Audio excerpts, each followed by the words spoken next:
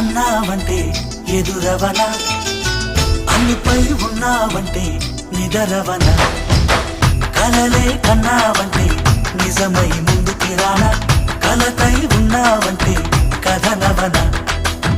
అమ్మలో ఉండే సగం అక్షరం నేనే, నాన్నలో రెండో సగం లక్షణం నేనే. అమ్మ తోడు నాన్న తోడు అన్ని నీకు అన్నే చూడు, చెల్లిపోని బంధం నేనమ్మా చిటి చెల్లెమ్మా, వెళ్ళిపోని చుట్టం